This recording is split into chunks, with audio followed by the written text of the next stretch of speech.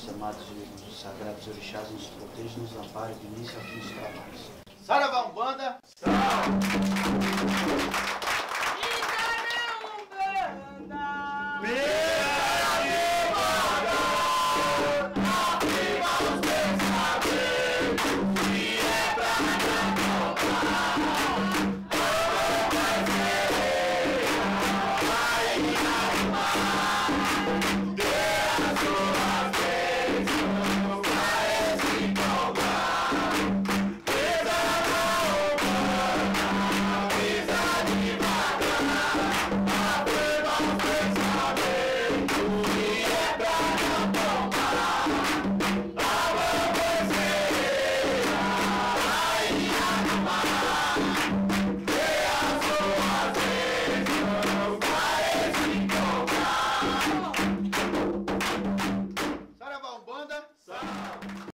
Umbanda é uma religião linda, fascinante, encantadora. Umbanda é uma religião brasileira, fundada por um brasileiro, Zélio Fernandino de Moraes, no dia 15 de novembro de 1908. Umbanda é uma religião que pratica única e exclusivamente o bem. Qualquer coisa diferente disso é um engano, não é Umbanda.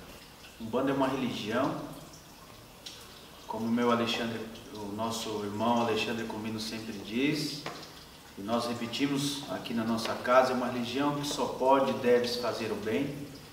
É uma religião como as outras, tem seus sacramentos, tem seus fundamentos, sacramentos de batismo, casamento, fúnebre, tem os seus fundamentos, a sua liturgia. É uma religião linda de se viver, é uma religião para quem quer aprender, e, enfim, ela transforma. É uma religião que não está aqui para te massacrar, e sim para te transformar numa pessoa melhor. Vou abrir minha jurema, vou abrir meu jurema, vou abrir minha jurema, vou abrir meu jurema, com licença de Botanhoso, eu sou Maiojó, com licença de Botanhoso, eu sou Maiojó. A Umbanda nasceu através do saudoso pai Zélio Fernandino de Moraes, em 1908, precisamente no dia 15 de novembro de 1908, dava início a essa religião maravilhosa que é a Umbanda. A Umbanda nasceu por meio desse brasileiro, Zélio Fernandino de Moraes, que na época tinha mediunidade sendo desenvolvida e ele não sabia o que era, não sabia como lidar com isso. Ele tinha apenas 17 anos. A família do Zélio de Moraes levou ele a um tio que era médico e o tio viu que não era um problema de saúde. A família levou ele então a um padre e o padre, para ele ser exorcizado, o padre viu que não era uma questão de exorcismo. Então o Zélio foi levado a uma benzedeira, a mãe dele o levou, e essa benzedeira incorporava um preto velho que incorpora na benzedeira e diz que Zélio teria uma missão espiritual. Então, logo a seguir, Zélio de Moraes foi levado à recém-Federação Espírita de Niterói. No dia 15 de novembro de 1908, Zélio de Moraes compareceu a uma sessão espírita na Federação Espírita, e lá dentro Zélio de Moraes incorporou um espírito que se identificou como aquele que foi em outra vida Frei Gabriel de Malagrida, mas que gostaria de se apresentar como caboclo das 7 encruzilhadas. Trazia uma ordem, fora jesuíta até aquele momento, chamava-se Gabriel Malagrida. Daquele instante, ele ia criar a lei de Umbanda, onde o preto e o caboclo pudessem manifestar. porque ele não estava de acordo com a Federação Kardecista, que não recebia pretos nem caboclos. Então, ali, Zélio de Moraes, incorporado do Caboclo das Sete Encruzilhadas, anunciou que vem para fundar a religião de Umbanda. No dia seguinte, na casa da família Moraes, o Caboclo das Sete Encruzilhadas incorpora e estabelece que naquela casa seria fundada a Tenda Espírita Nossa Senhora da Piedade. Essa religião que temos aí um pouco mais de 100 anos e vem fazendo, mostrando para as pessoas que ela só veio para fazer o bem, e através do Pai Zélio, a maioria dos templos de Umbanda se espera no trabalho do Pai Zélio Fernandino de Moraes e do Pai Caboclo das Sete Encruzilhadas. A religião de Umbanda nasce no momento que Zélio de Moraes, o Caboclo das Sete Encruzilhadas, o Preto Velho Pai Antônio, no momento que eles estabelecem o ritual de Umbanda. A religião nasce quando nasce o ritual. Então há muita confusão. Algumas pessoas acham que a Umbanda nasce no momento que alguém começa a incorporar um preto velho, um caboclo, ou que a Umbanda nasceu no momento que as pessoas começaram a incorporar espíritos. Não, a religião nasce no momento que é idealizado o seu ritual. Porque incorporar espíritos existe nesse mundo desde que o mundo é mundo. O que se verifica nas práticas xamânicas, por exemplo. O Espiritismo é a doutrina codificada por Allan Kardec. Então, Allan Kardec não inventou espíritos, Allan Kardec não inventou a mediunidade, mas ele codificou o que é o Espiritismo. Então, ser espírita é seguir a doutrina de Kardec, seguir o código do Espiritismo. Esse código compreende 5 livros, que são o Livro dos Espíritos, o Livro dos Médiuns, o Evangelho segundo o Espiritismo, o Céu, o Inferno e a Gênese. Esses 5 livros são o código da doutrina espírita. A Umbanda é um outro segmento, a Umbanda é uma outra religião. Então, a Umbanda tem muito em comum com o Espiritismo, mas Umbanda não é Espiritismo. Ela pratica algo muito semelhante, que é a comunicação com os espíritos, a manifestação com os espíritos. No entanto, a Umbanda tem uma série de procedimentos e práticas que não estão de acordo com o Espiritismo. Por exemplo, a Umbanda é religião, quer ser religião, é uma religião brasileira, fundada por um brasileiro. E na Umbanda há o culto aos orixás, que são divindades que têm origem na cultura Nagô-Yorubá. Na Umbanda há altar, na Umbanda há imagens, na Umbanda há o uso de velas, de defumação, de magia. Na Umbanda há uma estrutura religiosa, ritualística e simbólica, o que você não vê no Espiritismo. Então, isso é uma característica básica, bem simples e fundamental entre Umbanda e Espiritismo. Então, Umbanda tem em comum com o Espiritismo a mediunidade e a manifestação de espíritos. Ponto. A Umbanda também tem em comum com o Candomblé, que é uma religião afro-brasileira, a mediunidade e a ligação com os orixás. Então, há semelhanças entre Umbanda e Espiritismo, há semelhanças entre Umbanda e o Candomblé. No entanto, o fato de haver semelhanças não torna igual, não faz com que seja a mesma coisa. A Umbanda guarda semelhanças com o catimbó, a Umbanda guarda semelhanças com o xamanismo, a Umbanda tem semelhanças com o catolicismo. No entanto, a Umbanda é uma religião brasileira, uma religião única, e a Umbanda tem fundamento próprio. Na Umbanda existe um certo sincretismo. Sincretismo é a união de valores de diferentes culturas, formando um outro valor. No entanto, o grande sincretismo da Umbanda é um espelho do quanto a cultura brasileira também é sincrética.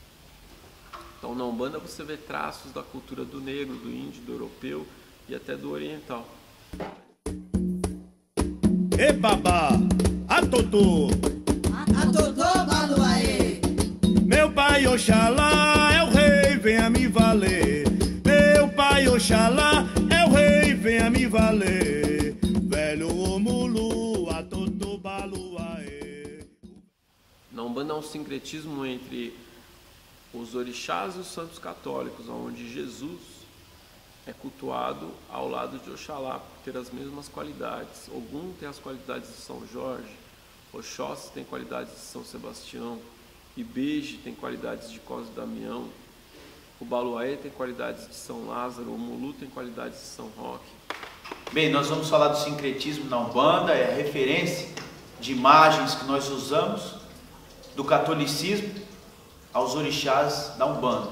Nós vamos começar com o nosso amado Pai Oxalá, que sincretiza-se com o nosso amado Mestre Jesus, Pai Ogum com São Jorge, Mãe Oxum, Nossa Senhora da Conceição, Pai Oxóssi, São Sebastião, Pai Xangô, São Jerônimo, Mãe Iemanjá, Nossa Senhora dos Navegantes, Pai Obaluaê, São Lázaro. Falei dos orixás universais, vamos partir para os orixás cósmicos. Mãe Logunã, que é o Iatempo, Mãe Logunã, que é o Iatempo, é Santa Clara. Pai Oxumaré, São Bartolomeu. Aí nós vamos para Mãe Ansã, que é Santa Bárbara. Vamos para Pai Omulu, São Roque. Nanamburuque, Santana. Mãe Obá, nós sincretizamos com Joana d'Arc.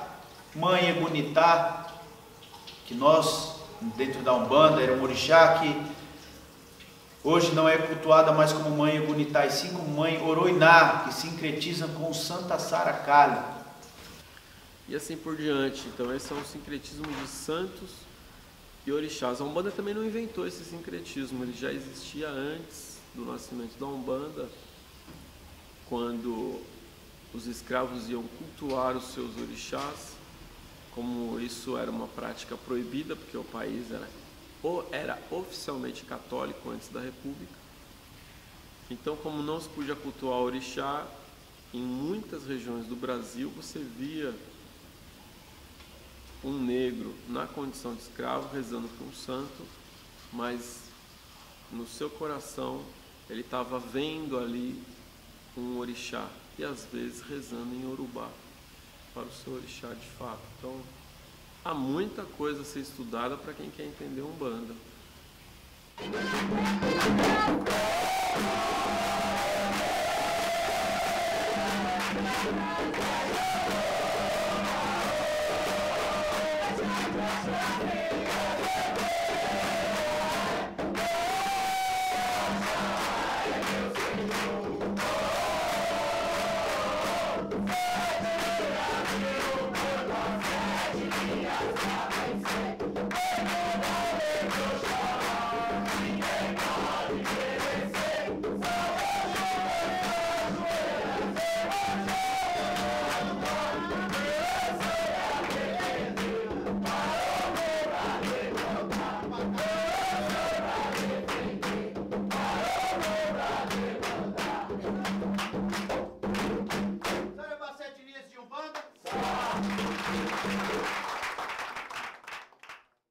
Explico essas linhas por meio dos orixás, dizendo que é a linha, ou a vibração, ou a energia de Oxalá.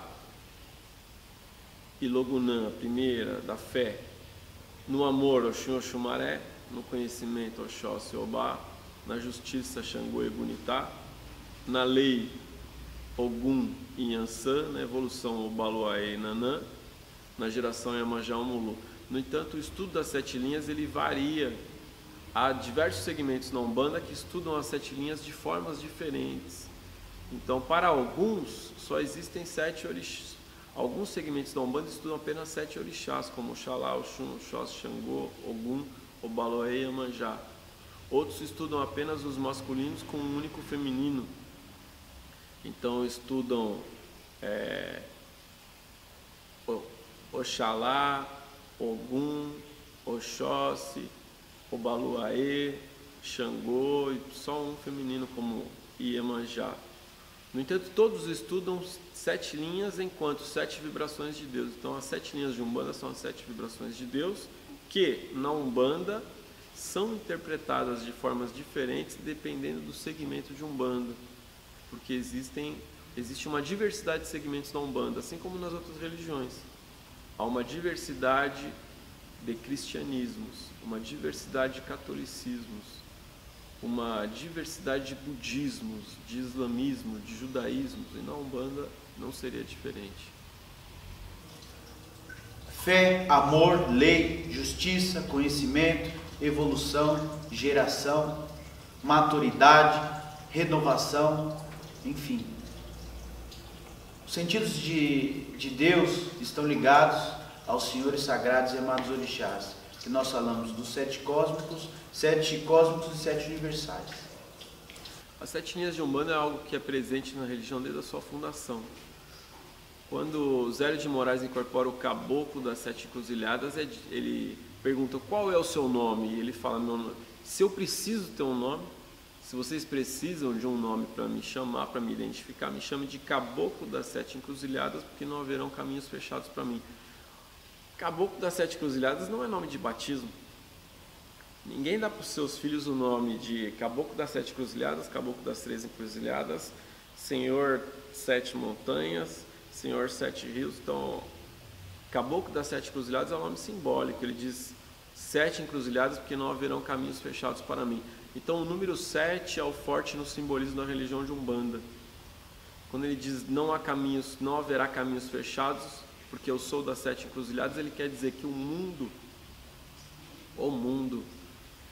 é o local onde as 7 encruzilhadas se encontram. E as 7 encruzilhadas do mundo são as 7 vibrações de Deus, as 7 energias de Deus, as 7 formas, os 7 caminhos, as 7 linhas. Então isso tudo está ligado aos 7 tipos de energia. E aí a Umbanda tem um estudo no qual você identifica em você 7 energias que estão em sintonia com as 7 energias da criação. Essas 7 energias que há em mim são as energias dos meus 7 chakras. As 7 linhas de Umbanda é um estudo das 7 vibrações de Deus, das 7 energias ou vibrações do ser humano e a ligação com as divindades, com os orixás, que se explica por meio das 7 linhas de Umbanda. Os arquétipos dessas entidades, o que é os arquétipos?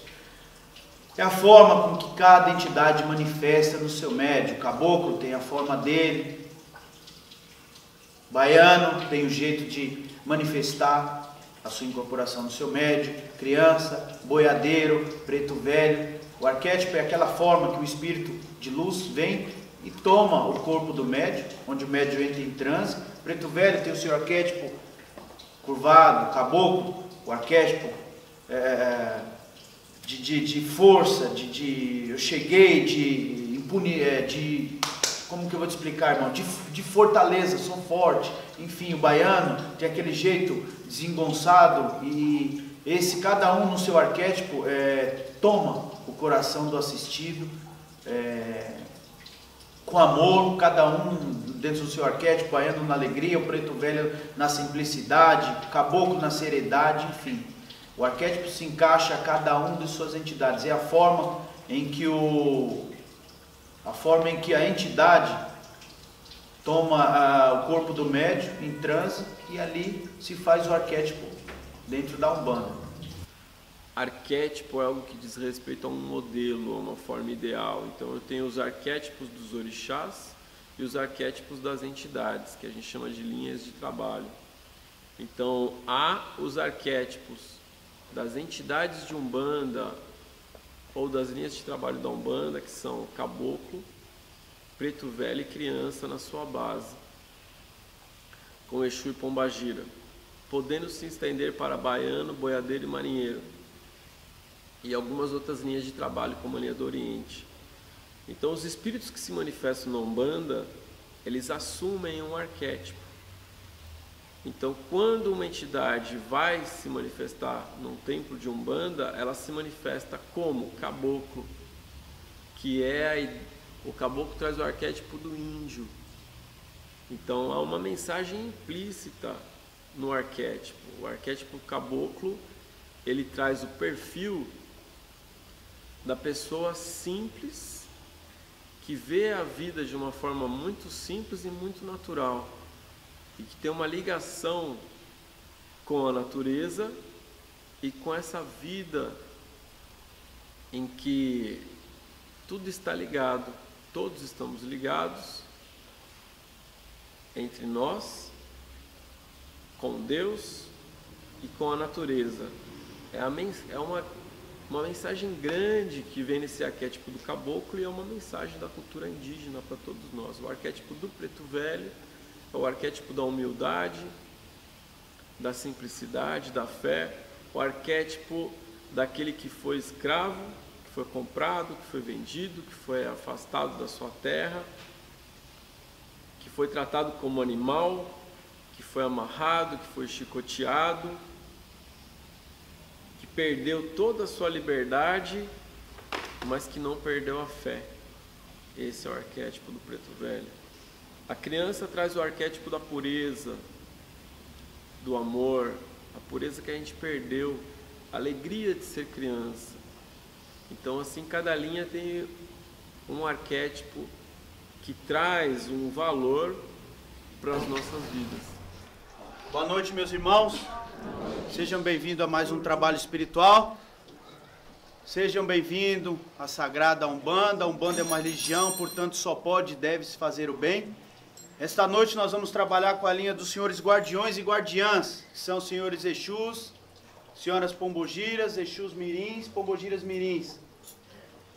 E mais uma vez eu vou falar desse dogma que Exu tem chifre e tem rabo, e é uma entidade que só vem nos trabalhos fazer o mal. E Pombogira só vem amarrar as pessoas, desfazer, trazer amor, desfazer, nada disso. São guardiões de luz que trabalham nas zonas umbralinas, meus irmãos. Qual é o trabalho desses nossos irmãos, guardiões, Exus, Pombogiras? Eles que fazem a limpeza no nosso plano físico. Que limpeza é essa? De todas as energias negativas que nós vibramos, principalmente causadas pelos nossos desequilíbrios emocionais. Então, essa hora que eles atuam, que eles nos limpam, que eles nos direcionam. Exu está aí para a vitalidade, abrir o caminho. Pombogira é o poder realizador, ela que estimula todos os sentidos de Deus. Falar estimular, nossa, estimular não, estimula todos os sentidos de Deus. Quais são os sentidos de Deus? Amor, lei, justiça, fé e assim sucessivamente. Esse é o papel dela, né? De trabalhar esse lado em todos nós. Por isso que ela vem com aquele molejo, não é porque ela é da vida, não tem nada disso. Para ser um trabalho de esquerda, falar, um trabalho de esquerda, o trabalho de esquerda é pesado. Pesado quem faz o trabalho somos nós. O trabalho de esquerda é um trabalho maravilhoso, onde todos nós vamos tomar os nossos passos e ter as nossas consultas. Consulta essas que não são aquelas, meus irmãos, que falam assim, eu vou lá que o Exu e a Pombogira vai me falar tudo da minha vida, vai adivinhar. Eles não são adivinhos nem oráculos. O papel dessas entidades em nossas vidas, aqui no nosso plano terrestre, é nos encaminhar, nos abrir a nossa mente, nos tirar do caminho errado, nos tirar dos nossos devaneios, tá? Às vezes das nossas arrogâncias. Então eles dão a lucidez para nós. Na hora que cada um de vocês vir tomar o seu passe aqui, que abram seu coração, deixe tanto o Exu como a Pombogira, o Exu Mirim ou a Pombogira Mirim, limpar o seu corpo físico, espiritual e mental. É hora que essas entidades vão estar fazendo o papel delas, tirando todas as nossas mazelas, todos os nossos vícios mentais, todos os nossos desequilíbrios emocionais. Tá? Os Exus são os guardiões da Umbanda, são aqueles que fazem a guarda do templo, do terreiro, e trabalham junto com as Pombagiras, que são as guardiãs. Então, na Umbanda, Exu e Pombagira trabalham única e exclusivamente para o bem, nos guardando, nos protegendo, nos dando força, nos dando amparo. E Exu e Pombagira trazem o arquétipo daqueles que conhecem a própria sombra, aqueles que nos ensinam a entender os nossos vícios, as nossas limitações e saber que é preciso levar luz às nossas trevas interiores e à nossa sombra, e não o contrário. Se falar de Exu, que é esse guardião de força, que traz a vitalidade, a abertura de caminho. Pombogira trabalha no poder da realização e estimulação dos sentidos de Deus. E Exu Mirim é aquele guardião que trabalha no desenrolar, trabalha para tudo que está confuso na cabeça do médium, na cabeça do vivente, do cristão, é onde entra Exu Mirim, que tira toda essa complicação. Então é fácil de falar sobre Exu, Pombogira e Exu Mirim. Falar desses guardiões é muito fácil. É a primeira criação de Deus, então onde tudo há, ali está Exu. Onde tudo cresce e se manifesta, ali está Pombogira. E onde tudo toma o seu direcionamento reto, ali está Exu Mirim. Por que as pessoas usam o Exu para o mal? Para falar dessa neutralidade dele. Porque o Exu ele é neutro, né? Você ativa ele para o bem, você ativa ele para o mal. Não? A força, o mistério, o Exu pode ser assim, mas não a entidade incorporada em terra. Se um Exu está incorporado em terra e você pede o mal para ele, ele vai dizer que não. Estou no tempo de Umbanda, numa religião, estou aqui para praticar o bem, você quer o mal, você está no lugar errado. Então o Exu, essa conversa que Exu não faz nem o bem nem o mal, depende do que você pede para ele, essa conversa não serve para Umbanda. Quem faz o mal? O homem. O homem faz o mal, o homem faz o bem. E nesse, por exemplo, nessas coisas das amarrações do amor, falam que usa o Exu, então necessariamente não é o Exu. Não, não é. São outros espíritos que usam o nome de Exu, porque o nome de Exu é popular. É aí que eu queria chegar. O nome de Exu, existe uma mística em torno do nome, da palavra Exu. É uma mística que assusta e dá medo, porque primeiro a Igreja Católica demonizou o orixá Exu como demônio, porque na África é um orixá. Na cultura afro-brasileira existe um orixá Exu, e esse orixá Exu é o orixá do vigor, da força, da vitalidade. Ele representa a virilidade masculina, ele é irreverente, ele é alegre, feliz, ele é brincalhão. E tão alegre, tão brincalhão, tão viril, e numa comunidade africana onde não se usa roupa, assim como o índio não usa roupa, em algumas comunidades, a virilidade de Exu exposta e ereta para a Igreja Católica é coisa do diabo. No entanto, a virilidade de um homem é coisa da natureza humana e não do diabo. E Exu representa essa virilidade, o orixá Exu representa essa virilidade, essa força. Então o orixá Exu foi demonizado. Na Umbanda tem a entidade Exu, que são os nossos guardiões. E a simbologia da entidade Exu é a lei na Umbanda. Mas ele traz uma força viril, porque traz uma força masculina. Então vem esse peso da demonização em cima de Exu.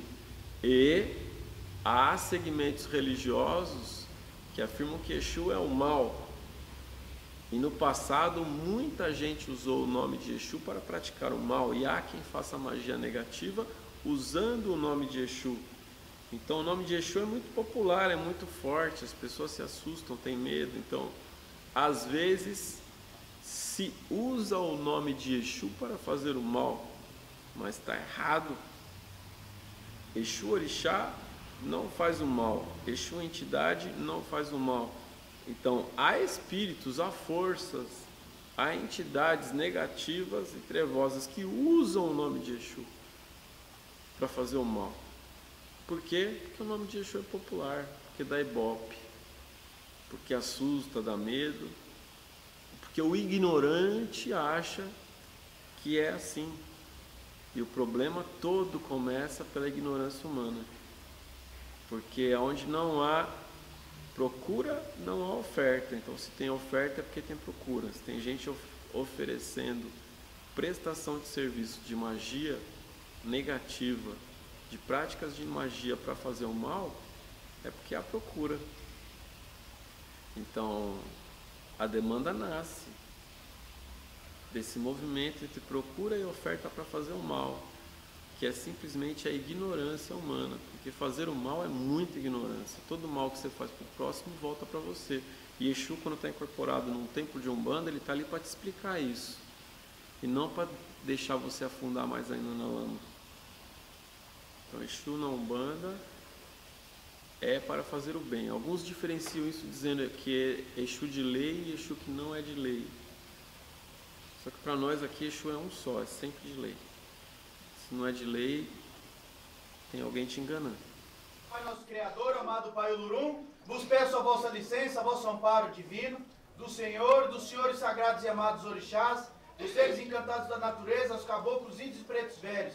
Amado Pai Olorum, com a vossa licença e vosso amparo, abrimos os nossos trabalhos espirituais com a oração que nosso amado Mestre Jesus nos ensinou. Pai nosso que estais nos céus, santificado seja o vosso nome. Venha a nós o vosso reino. Seja feita a vossa vontade, assim na terra como nos céus. O pão nosso de cada dia nos dai hoje. Perdoai as nossas dívidas, assim como nós perdoamos os nossos devedores. E não os deixeis cair em tentações, mas livrai-nos do mal, porque o teu reino, o poder e a glória, para todos sempre, que assim seja e assim será. Graças a Deus. Salve, Umbanda! Deus é o mesmo.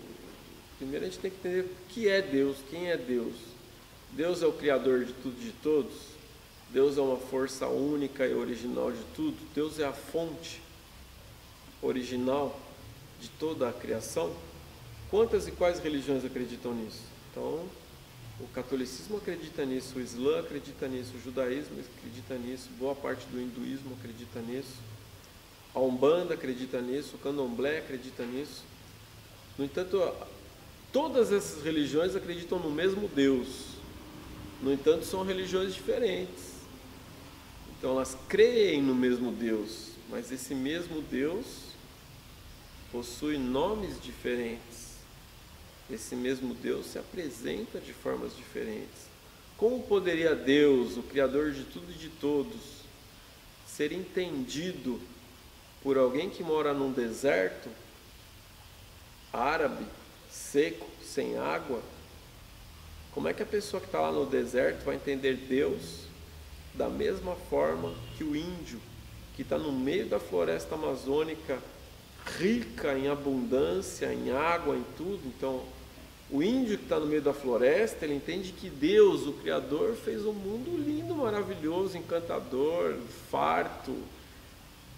E o homem que está no deserto entende que Deus é alguém muito duro. Fez um mundo seco, com pouca água, com rigidez. E aí você tem uma questão de época também. Você tem quem é Deus, o ser único, na visão de Abraão, de Moisés, de Cristo. E aí você tem o Deus do Velho Testamento, o Deus do Novo Testamento, o Deus do Alcorão, o Deus do Bhagavad Gita, o Deus do Zen de Avesta. Então todos estão dizendo, não, esse é o ser único, o Criador. Então ótimo, só tem um. Mas nós é que vemos a Deus de formas diferentes. Então o muçulmano vai dizer é Alá. O judeu vai dizer, podemos chamá-lo de Adonai. O cristão vai dizer é Deus. O índio vai falar é Tupã. O hinduísmo vai dizer é Brahman. A Umbanda chama Deus de Olorum, ou de Zambi, às vezes de Tupã. Entendemos, sim, é o mesmo Deus, mas nós tratamos de forma diferente. Nós entendemos de forma diferente. Mas no momento que dizemos Deus é um só, então estamos todos cultuando o mesmo Deus. Na Umbanda cremos em um Deus, e várias divindades que são os orixás. Deus está acima de tudo, de todos os orixás. Então, os orixás são divindades de Deus que manifestam a vontade de Deus. Deus que é o ser único, a força única, o Criador de tudo e de todos. É o mesmo Deus das outras religiões. Mas aqui é a nossa religião, a gente entende de uma forma diferente. Giras de Umbanda. Giras de Umbanda são trabalhos espirituais destinados à caridade para a humanidade. Gira de Umbanda, trabalho de Umbanda, caboclos, trabalho de Umbanda dos pretos velhos, trabalho de Umbanda com os baianos, trabalho de Umbanda com os marieiros, trabalho de Umbanda com os exus, trabalho de Umbanda com as crianças. Gira de Umbanda é um trabalho espiritual destinado a fazer a caridade para a humanidade. Os médios manifestados em seus guias e mentores espirituais para fazer a caridade à humanidade. As giras de Umbanda são as sessões públicas de atendimento à comunidade. Então, a gira de Umbanda é um momento que o templo de Umbanda, que é aquela comunidade que constitui um templo e uma sociedade, realiza o seu ritual. Então, o ritual de Umbanda é como, eu vou dar exemplos daquilo que mais se conhece aqui no Brasil.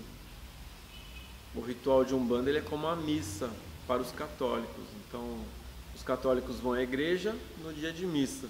O umbandista vai ao seu templo, que é chamado de tenda, de centro, de terreiro, no dia que tem a gira, que também é conhecida como sessão, que é nesse dia que o templo abre as portas para receber a comunidade.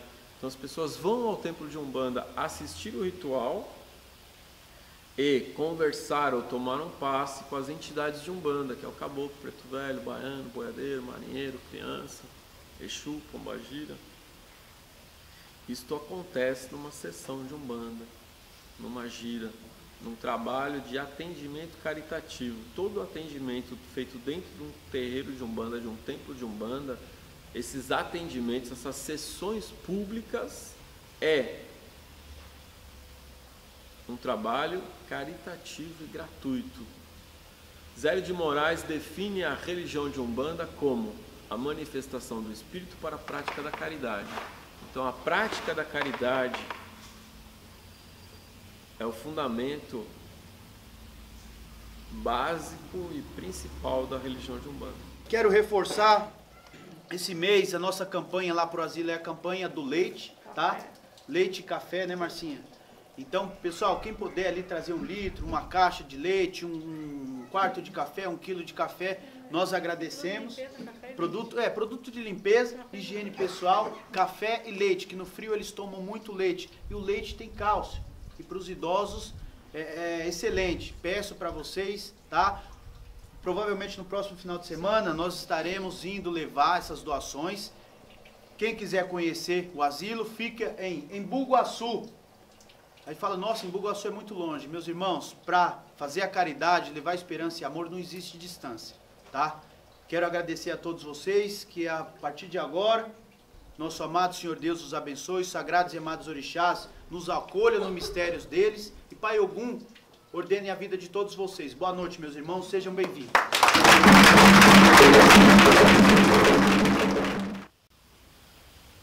Dogma. A palavra dogma, ela diz respeito a um conceito teológico. Então, dogma é uma verdade que deve ser aceita sem contestação. Então, isso existe em algumas religiões. Na religião católica, você tem alguns dogmas, como, por exemplo, a virgindade de Maria é um dogma. Você não pode questionar nem contextualizar. A ressuscitação de Jesus é um dogma. O fato de Maria ser considerada a mãe de Deus é um dogma. Então você tem dogmas católicos, são as verdades da Igreja Católica que não devem ser questionadas. A Umbanda não possui dogmas. A Umbanda não possui nenhuma verdade que deve ser aceita sem questionamento. Mas alguns umbandistas assumem certos dogmas para a sua vida, como não acender vela com isqueiro, só acender com fósforo, não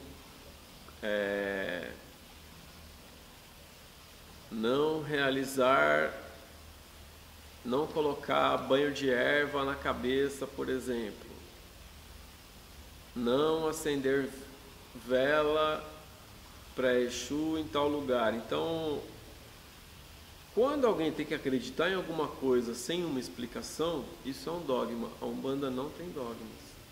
Dentro dessa limitação, meus irmãos, da inteligência humana, se cria esses dogmas, como eu falei, que Exu tem chifre e rabo, Pombogira é mulher da vida. Como eu posso acender uma vela dentro de casa? Posso tomar meu banho tal hora? Enfim, todos esses dogmas são colocados e criam certos cânceres dentro da humanidade, dentro das religiões.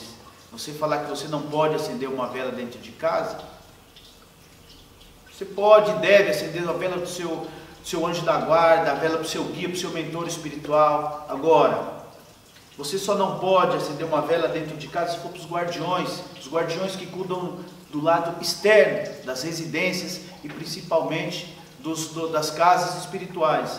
Você pode falar do dogma sobre banhos, chás, meu irmão, tudo feito com amor, consciência, sobre um banho, sobre um chá. Para isso nós estamos desvendando esses mistérios, para isso a Umbanda vem explicando, desmanchando esses dogmas que as outras religiões colocaram dentro dessa nossa religião maravilhosa que é a Umbanda.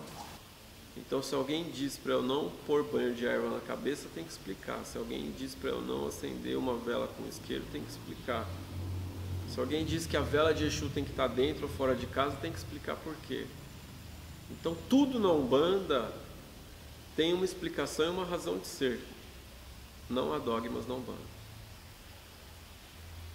Também não há tabu na Umbanda. Tabu é uma palavra que descreve um assunto interditado, aquilo que não pode ser dito, que não pode ser falado, que não pode ser comentado. Isso é um tabu.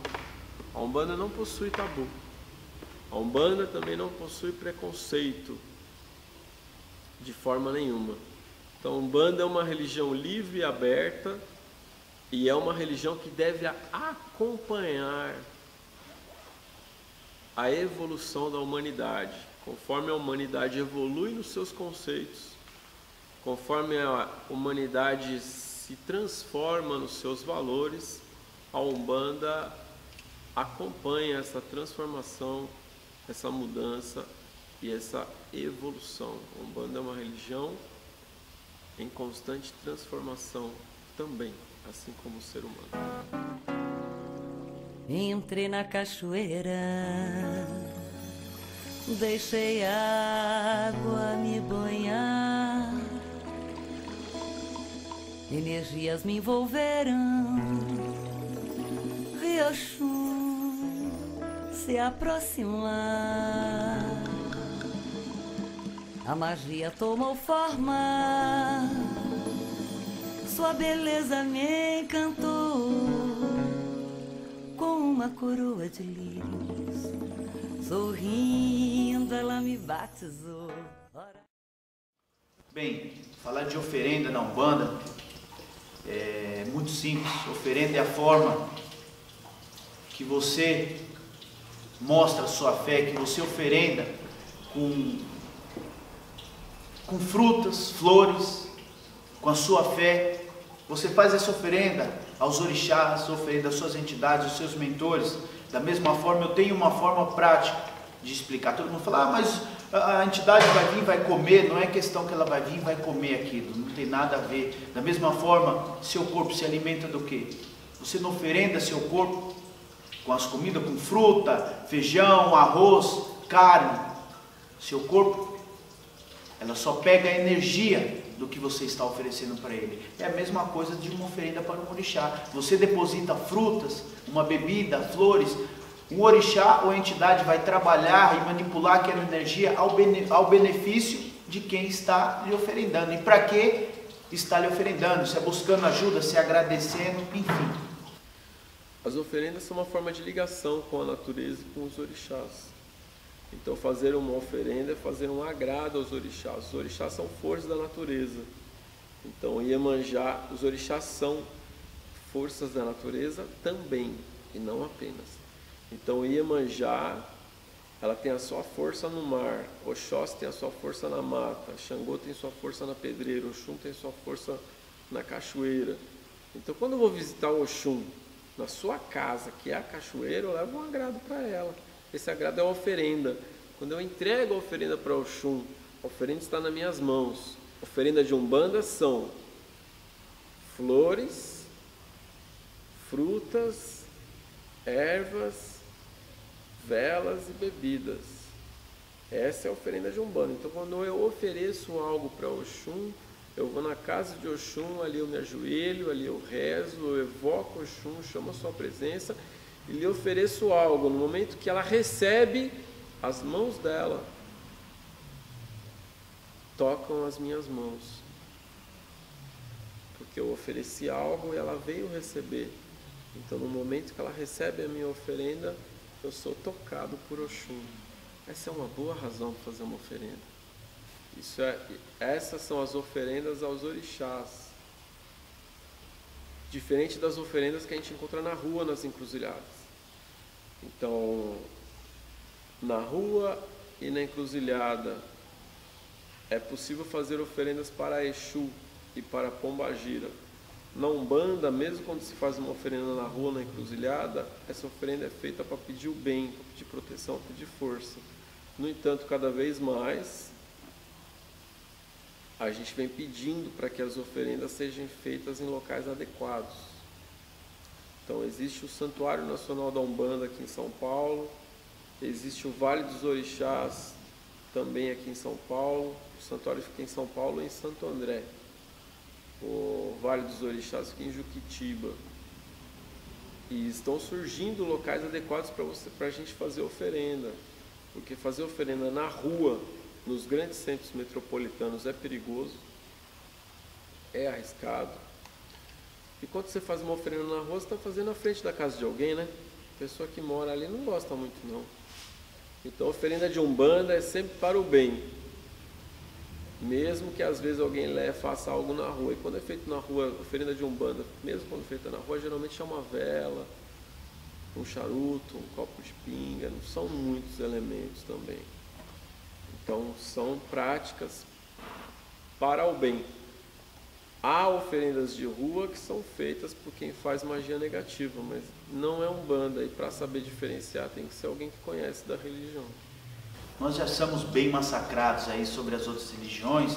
Você passa nas encruzilhadas, vê aqueles trabalhos, olha aí, é os macumbeiros, e cai logo nas costas de quem? Dos umbandistas, da Umbanda. Isso não tem nada a ver. Hoje nós temos o Vale dos Orixás, né? Lá junto ao Pai Ronaldo, que nós levamos os filhos da casa para fazer as nossas oferendas. Na natureza, que ali você tem a força, a vibração pura da natureza, que cultuar os orixás é o culto à natureza. Não adianta eu querer fazer uma oferenda para Exu numa encruzilhada, numa via pública, porque ali não é um mistério. Se você quiser fazer numa... mas ali não é um mistério, sim. Mas para ser o mistério completo, para atuar 100%, vá numa encruzilhada de terra. Aí sim você vai estar atuando como se atua o mistério desse guardião. E não você fazer numa praça, fazer numa via pública, isso não é certo. As oferendas existem em lugares, as oferendas têm que ser feitas na natureza. O sacrifício animal ele não é um fundamento da Umbanda.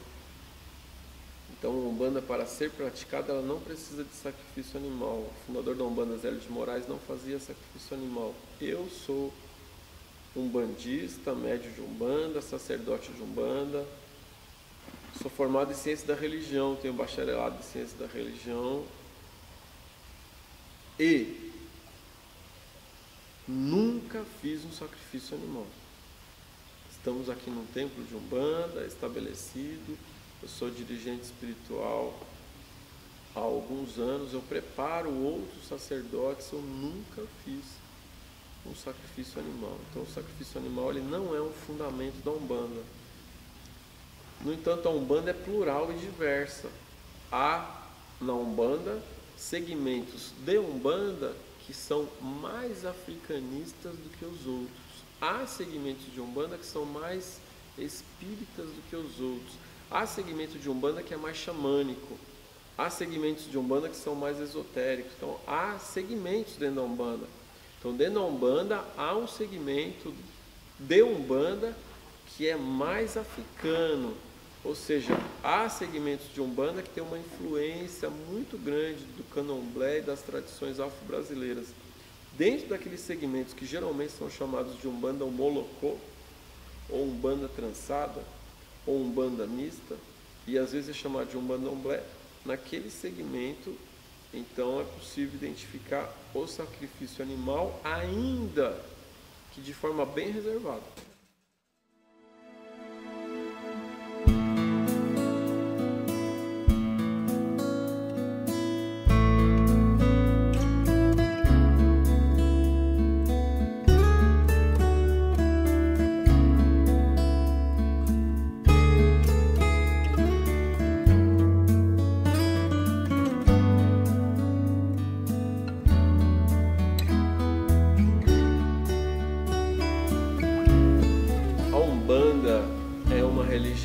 Libertadora. Então ela nos ensina principalmente a nos libertar de nós mesmos, das nossas amarras, dos nossos vícios, do que nos oprime, do que nos causa dor e sofrimento. E nesse caminho, a doutrina de Umbanda é: seja feliz, encontre a sua felicidade. Essa é a doutrina mais forte dentro da religião de Umbanda. Seja você mesmo. Encontre a sua verdade.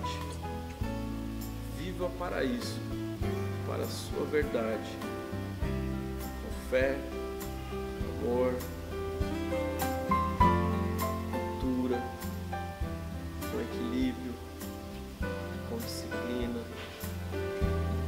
Cresça com isso e renasça a cada dia um ser humano melhor.